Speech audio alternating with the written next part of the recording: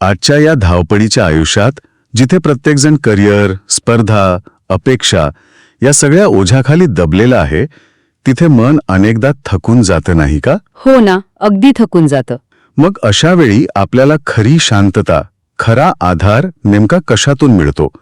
याच प्रश्नाचं उत्तर शोधण्याचा प्रयत्न कथेची दुनिया या चॅनलवरील एका स्रोतामध्ये खूप सुंदर पद्धतीने केला आहे. आणि आज आपण त्याच स्रोताचा जरा खोलात जाऊन विचार करणार आहोत. हो, यात अशा 8 नात्यांबद्दल सांगितलं आहे जी कोणत्याही परिस्थितीत तुटू नयेत, कारण तीच आपल्या जगण्याची खरी ताकद आहेत असं म्हटलंय. बरोबर. आणि यातली सर्वात आकर्षक गोष्ट मला ही वाटते की तो आपल्याला आठवण करून देतो की आपली खरी संपत्ती म्हणजे बँक बॅलन्स नाही, तर आपल्या अवतीभोवती असलेली माणसं आहेत. आजची आपली चर्चा त्या 8 स्तंभांवर असेल जे का अर्थपूर्ण आणि आनंदी आयुष्याचा पाया रचतात. ही मांडणी खूपच रंजक आहे. चला तर मग सुरुवात करूया त्या नात्यांपासून जी आपल्या अस्तित्वाचा मूळ आधार आहेत, म्हणजे जन्माने मिळालेली नाती. अर्थात यात पहिलं नाव अर्थातच आईवडिलांचं येतं. स्रोत त्यांना घरातील देव आणि आयुष्यातील सावली म्हणतो. ही उपमा खूपच भावनिक आहे. आहेच, आणि खूप खोलवर विचार करायला लावणारी आहे. सावली म्हणजे काय? जी प्रत्येक परिस्थितीत आपल्यासोबत असते. बरोबर. आपण पडलो, रडलो, घाबरलो, प्रत्येक वेळी आपल्याला सावरण्यासाठी तेच होते. पण इथे एक महत्वाचा विचार दडलाय. कोणता? की लहानपणी त्यांनी आपलं बोट धरून चालायला शिकवलं, आता त्यांची काठी बनण्याची जबाबदारी आपली आहे. हे नातं एका वर्तुळासारखं आहे, जिथे भूमिका बदलतात. अगदी, पण प्रेम आणि कर्तव्य कायम राहतं. हा मुद्दा पटतोय, पण मला असं वाटतं की आजच्या काळात हे नातं टिकवणं जास्त अवघड झालं आहे का? म्हणजे विभक्त कुटुंब पद्धतीत, जिथे मुलं कामासाठी शहरात किंवा परदेशात राहतात. तुम्ही खूप महत्वाचा प्रश्न विचारलाय. तिथे ही काठी बनण्याची जबाबदारी कशी निभावली जाते? ती फक्त आर्थिक मदतीपुरती उरते का? नाही, आणि स्रोताचा गाभा तोच आहे. तो भावनिक आधारावर आहे. आजच्या काळात काठी बनणं म्हणजे फक्त शारीरिक आधार देणं नाही, अच्छा, तर रोज फोन करून त्यांची विचारपूस करणं, त्यांना एकटेपणा जाणवू नये यासाठी प्रयत्न करणं, तंत्रज्ञानाच्या मदतीने त्यांच्या आयुष्याचा भाग बनून राहणं, हे जास्त महत्वाचं ठरतं. आणि याच रक्ताच्या नात्यांमधलं पुढचं नातं म्हणजे भाऊ बहीण. हो, लहानपणीच्या भांडणांच्या आणि नंतर एकमेकांना सांभाळून घेण्याच्या कितीतरी आठवणी. हो ना, ते आठवणीच वेगळ्या असतात. पण मोठेपणी याच नात्यात दुरावा येतो याबद्दल श्रोत्यांमध्ये खंत व्यक्त केली आहे. आणि त्यामागचं कारण खूप विचार करायला लावणारे आहे. प्रॉपर्टी किंवा पैसा. आणि यात एक मानसशास्त्रीय संकल्पना आहे ज्याला लॉस अवर्जन म्हणतात. म्हणजे आपल्याला काहीतरी गमावण्याची भीती काहीतरी मिळवण्याच्या आनंदापेक्षा जास्त तीव्रतेने वाटते. अच्छा. म्हणजे जमिनीच्या एका तुकड्यासाठी किंवा काही पैशांसाठी आपण आयुष्यभराचा आधार गमावून बसतो. अगदी तसंच. हेच तर मोठं नुकसान आहे. स्रोत आपल्याला आठवण करून देतो की आई वडील म्हातारे होऊन निघून जातात. पण त्यानंतरच्या आयुष्यात एकमेकांसाठी हक्काने धावून येणारे भाऊ बहिणीच असतात. त्या आधाराला तात्पुरत्या मोहासाठी गमावणं म्हणजे स्वतःच्या पायावर धोंडा मारून घेण्यासारखं आहे. तर ही झाली ती नाती जी आपल्याला जन्माने मिळतात. पण आयुष्याच्या एका टप्प्यावर आपण स्वतः काही नाती निवडतो. हो, आणि ती आपल्या व्यक्तिमत्वाला आकार देतात. यातलं सर्वात महत्वाचं नातं म्हणजे जीवनसाथी. स्रोत या नात्याला 2 शरीर पण एकच मन असं म्हणतो. हो, आणि आजच्या काळात या नात्याचं स्वरूप खूप बदललं आहे. म्हणजे पूर्वी ही एक सामाजिक गरज होती, आता ते भावनिक पूर्ततेचं साधन बनलंय. त्यामुळे अपेक्षा खूप वाढल्या आहेत. खरंय. आणि मग इगो येतो मध्ये. अगदी. स्रोतामध्ये घटस्फोटांच्या वाढत्या प्रमाणामागे असणारा अहंकार आणि कमी झालेली सहनशीलता यावर थेट भाष्य केलं आहे. पण मग हे नातं टिकवण्यासाठी नक्की काय करायला हवं? फक्त प्रेम पुरेसं नाही का? नाही, अजिबात नाही. या स्रोतानुसार हे नातं फक्त प्रेमावर नाही, तर विश्वास, संयम आणि एकमेकांना समजून घेण्यावर टिकतं. यात एक सुंदर विचार मांडला आहे की जोडीदाराच्या चुका काढण्यापेक्षा त्याच्या चांगल्या गोष्टींकडे लक्ष द्या. एकमेकांना स्पेस देणं आणि सर्वात महत्वाचं म्हणजे कठीण काळात एकमेकांची ढाल बनून उभं राहणं. खरंय. आणि निवडलेल्या नात्यामध्ये पुढचं नातं येतं जे रक्ताचं नसलं तरी अनेकदा रक्ताच्या नात्यांपेक्षाही जास्त जवळचं वाटतं. मित्र. हो, मित्र. स्रोत म्हणतो की काही गोष्टी आपण घरी सांगू शकत नाही, पण मित्रासमोर मन मोकळं घडता येतं. आणि यात एक आकर्षक दृष्टिकोन मांडलाय. मित्र फक्त आपल्या दुःखात साथ देत नाही, तर तो आपल्या चुकांवर हसत नाही, उलट त्या चुकांना आपली ताकद कसं बनवायचं हे शिकवतो. तो आपला आरसा असतो एक प्रकारे. पण स्रोत जुने मित्र जपण्यावर भर देतो असं दिसतंय. याचा अर्थ नवीन मैत्रीला तितकं महत्व नाही का? नाही, तसं नाही.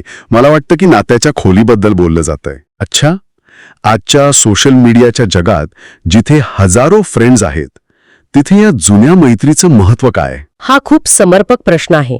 स्रोताचा भर जुन्या मित्रांवर आहे, कारण ती मैत्री काळानुरूप सिद्ध झालेली असते. तिथे तुम्हाला स्वतःला सिद्ध करण्याची गरज नसते. तुम्ही जसे आहात तसे ते तुम्हाला स्वीकारतात. अगदी. सोशल मीडियावरील मैत्री अनेकदा वरवरची असू शकते, पण ज्यांच्यासोबत तुम्ही मोठे झाला आहात ती नाती म्हणजे तुमच्या आयुष्याची भावनिक गुंतवणूक असते. ती गमावणं म्हणजे तुमचा भूतकाळाचा एक महत्वाचा भाग गमावण्यासारखा आहे. आणि या यादीतलं पुढचं निवडलेलं नातं खूपच वेगळं आणि महत्वाचं आहे. गुरु. बरोबर. आणि हे फक्त शाळेतले शिक्षक नाहीत. नाही, आयुष्याला योग्य दिशा देणारी कोणतीही व्यक्ती. हो. स्रोत इथे एक प्रभावी रूपक वापरतो. गुरूंना विसरणं म्हणजे स्वतःच्या मुळांना विसरणं. ज्यांनी आपल्याला ज्ञान दिलं, जगाकडे बघण्याची दृष्टी दिली, त्यांच्याबद्दल कृतज्ञता बाळगली पाहिजे. लहानपणी त्यांच्या ओरडण्याचा राग यायचा. हो ना. पण मोठेपणी कळतं की त्यामागे आपलं भलं व्हावं हीच तळमळ होती. त्यांना कुठेही भेटल्यावर ओळख दाखवणं, वाकून नमस्कार करणं ही केवळ एक औपचारिकता नाही, तर ती आपल्या संस्कारांची ओळख आहे. म्हणजे जन्माची आणि निवडीची नाती झाली. आता उरली ती नाती जी परिस्थितीमुळे तयार होतात.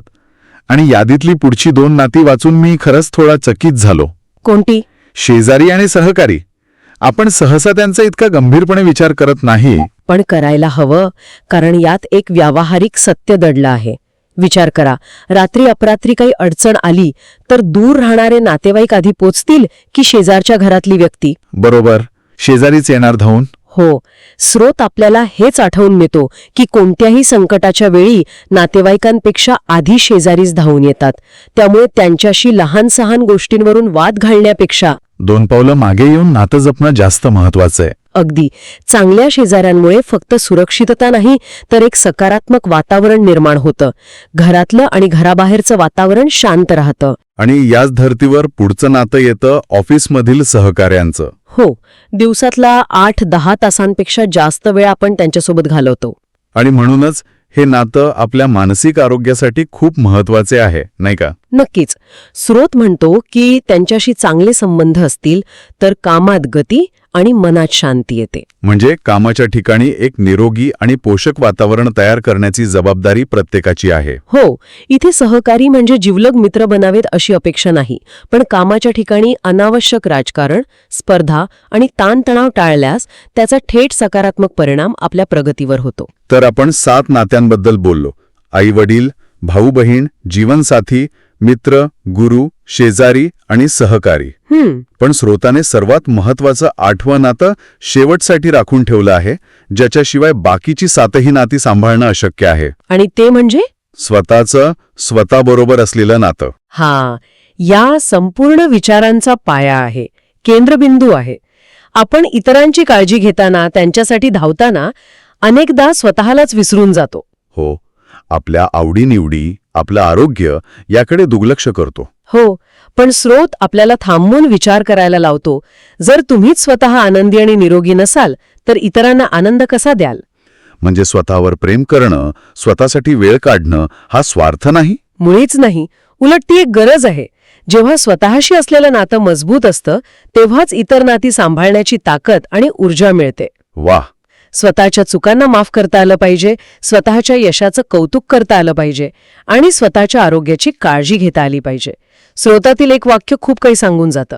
स्वतःसारखा तुमचा खरा मित्र दुसरा कोणीही नाही. अप्रतिम. तर आज आपण या 8 महत्वाच्या नात्यांवर सविस्तर चर्चा केली. या सगळ्यातील समान धागा हाच आहे की अहंकार बाजूला सारून प्रेमाने आणि संवादाने ही नाती अधिक घट्ट होतात. अगदी बरोबर. या चर्चेचा सार हाच आहे की नाती ही झाडांसारखी असतात. हो. त्यांना जपावं लागतं. हो. प्रेमाचं, आदराचं आणि संवादाचं खत पाणी घालावं लागतं. तेव्हाच ती वाढतात. हो. तेव्हाच ती वाढतात आणि आपल्याला सावली देतात. माणसं सोबत असतानाच त्यांची किंमत ओळखायला हवी, कारण ती गमावल्यावर फक्त पश्चाताप उरतो. खरंय. पण एक मिनिट, मला एक विचार येतोय. बोला ना. या स्रोताने 8 चिरंतन नात्यांची एक सुंदर रूपरेषा दिली आहे, बरोबर? हो. पण आजच्या या डिजिटल युगात जिथे आपण व्हर्च्युअल जगात जास्त आणि खऱ्या जगात कमी जगतो, तिथे या नात्यांची व्याख्या बदलत आहे का? म्हणजे आपण ऑनलाईन समुदायांशी, सबस्क्रायबर्सशी, फॉलोअर्सशी एक नवीन प्रकारचं नातं तयार करत आहोत का? आणि जर करत असू तर ते या 8 मूलभूत मानवी नात्यांची जागा घेऊ शकतं का? हा एक विचार करण्यासारखा प्रश्न. मित्रांनो, लक्षात ठेवा, प्रत्येक दिवस नवं काही शिकण्याची संधी असते. जर हा व्हिडिओ आवडला असेल तर लाईक करा आणि मराठी ग्रोथ हबला सबस्क्राईब करा. तुमचा सपोर्ट मला आणखी चांगलं काम करण्याची प्रेरणा देतो.